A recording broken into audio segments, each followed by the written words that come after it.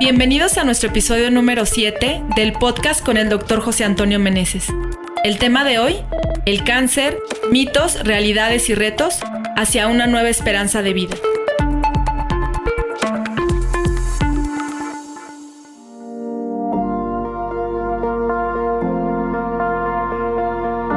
¿Qué tal?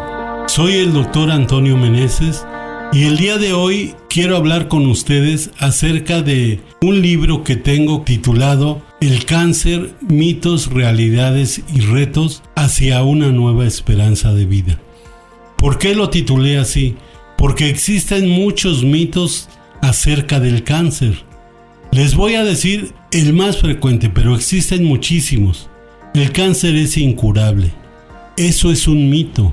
El cáncer con inmunooncología, con medicamentos inmunooncológicos y el tratamiento inmunooncológico es curable.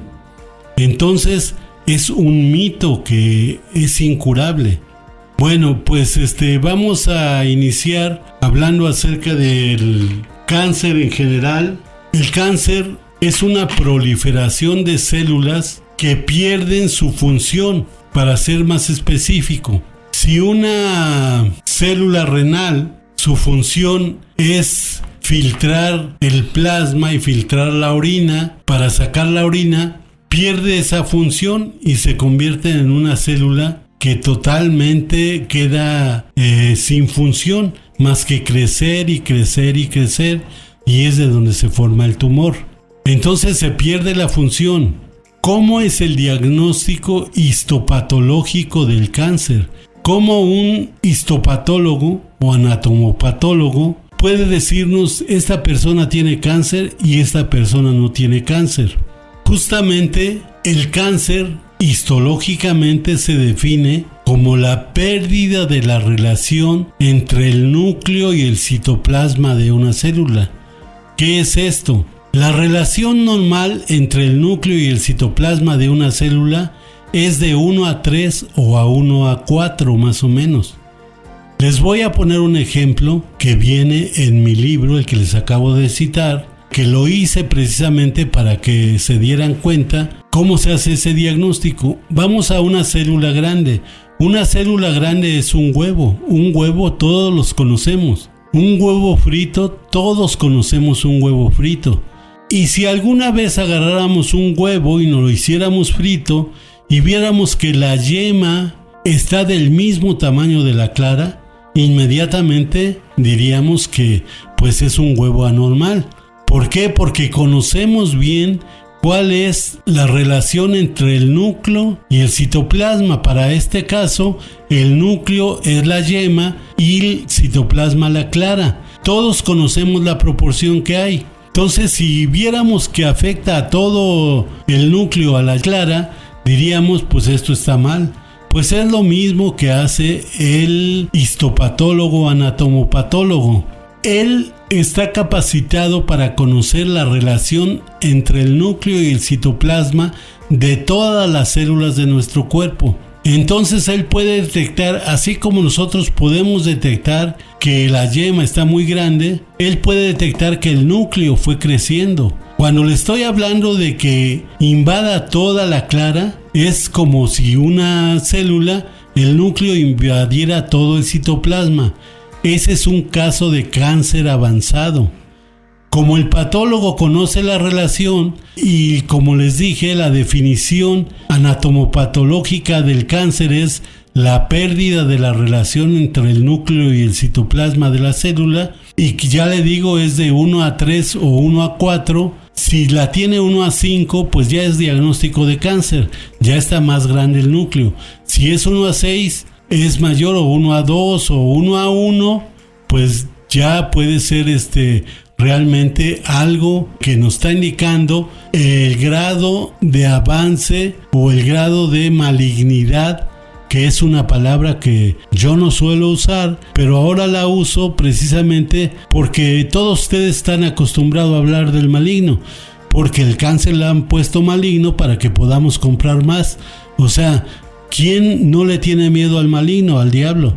Entonces, pues si nos dicen que es una enfermedad maligna, pues entonces compramos lo que sea y le compramos a quien sea. Quiero decirles, para que apunten ustedes, que algo científico como el cáncer está tomando de la religión una palabra con finalidad de vender. La ciencia y religión están peleadas. ¿Cómo es posible que tomen la palabra maligno para referirse al cáncer? Maligno solo es el diablo. Pues bien, en el libro El cáncer, mitos, retos y realidades que yo he hecho, van a ustedes a encontrar precisamente esta descripción que les acabo de dar, incluso con figuras para que se les grabe más. También tiene un capítulo que hablo sobre lo que acabamos de hablar en el podcast anterior acerca del cáncer de próstata.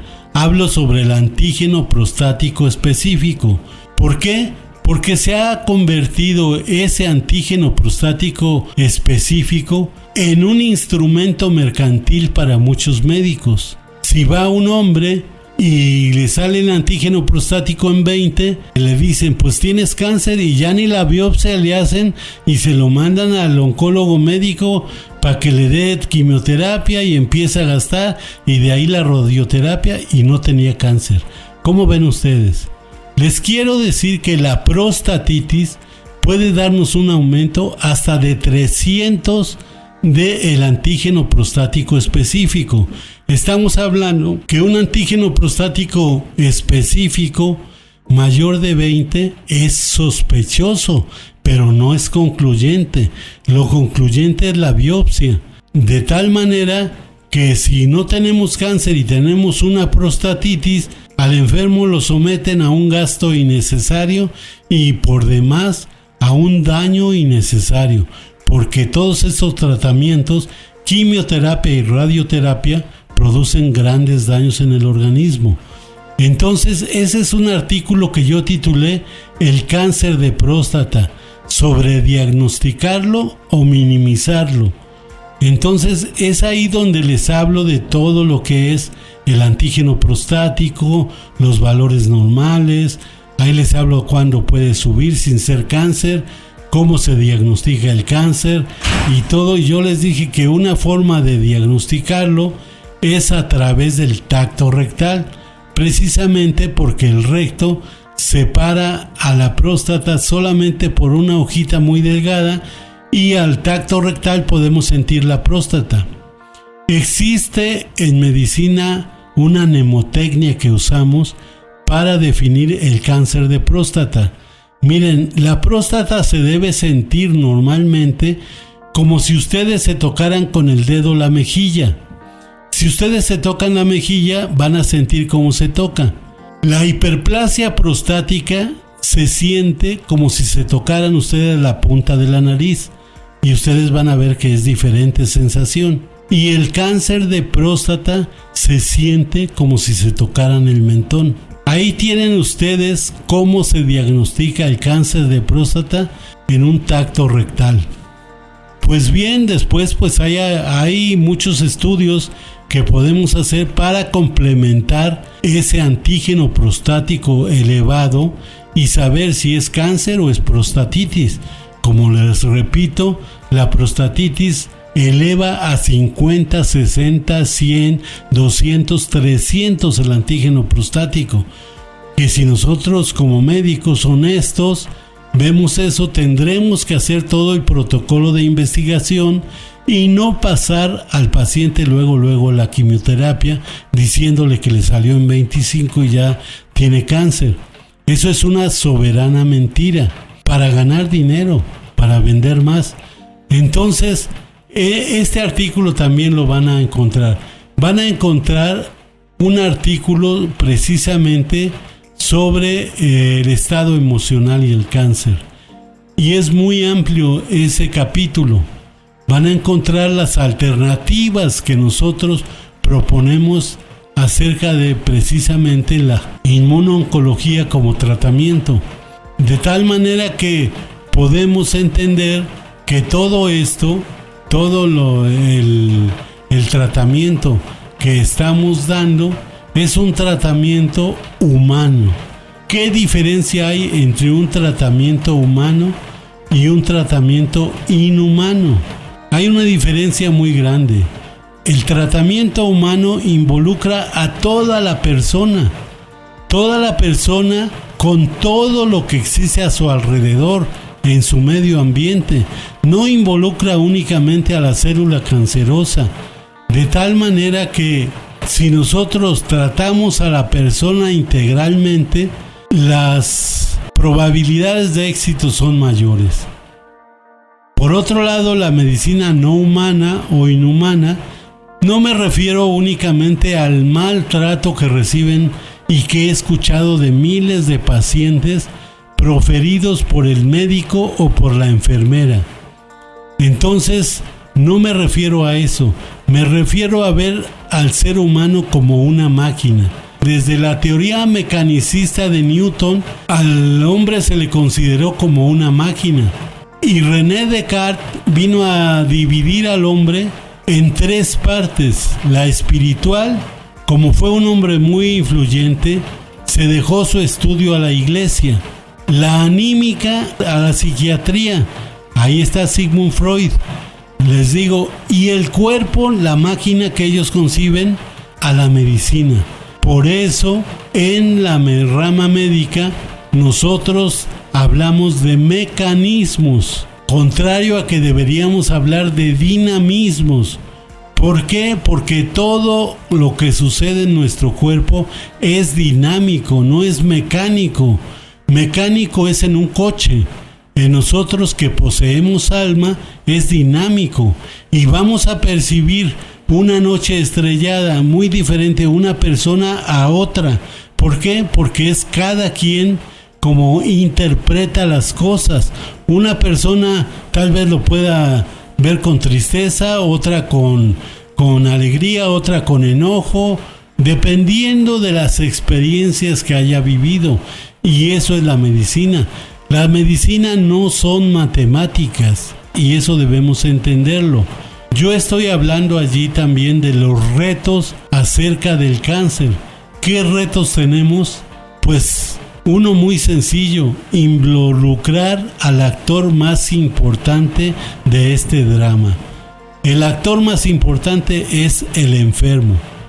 Y el enfermo de cáncer tradicionalmente llega al hospital, nada más pone el brazo, lo enchufan, se le quitan el suero y ya vete a tu casa.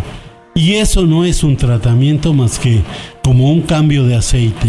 Entonces, el tratamiento, como les digo, debe ser manejar el sistema de creencias del paciente, qué es lo que piensa, qué es lo que siente, qué aspiraciones tiene, qué puede llegar a ser, cómo es su entorno, cómo son las relaciones con su familia, qué come, qué tanto ejercicio hace. Se dan cuenta que tratar al cáncer no significa, como lo hacen en la forma mecánica, tratar únicamente a la célula. En la inmunooncología tratamos a la persona de manera integral y tratamos su esfera psíquica con la terapia del arte que ya les he mencionado y que en Suiza y en Alemania es de amplia difusión. En cualquier hospital en Suiza o en Alemania, ustedes van a ver, pueden constatar que al enfermo, además del medicamento, se le trata con terapia de arte. De hecho, esta terapia nació en Alemania. Y quiero decirles a ustedes que la única profesional que lo hace aquí en México, tengo el orgullo de que sea una hija mía, que estudió 5 años en Berlín para hacer esta especialidad. De tal manera que pues no se trata de nada más de tratar a la célula y maltratarla, porque tanto la quimio como la radio lo que hacen es destruir también las células normales. Y si hablamos de células normales, estamos hablando también de las células de nuestra inmunidad antitumoral natural. Espero que haya quedado claro para ustedes todo esto. Quiero finalmente decirles que mi libro El cáncer, mitos y realidades hacia una nueva esperanza de vida no se vende actualmente más que en la editorial Hipócrates de México. ¿Por qué?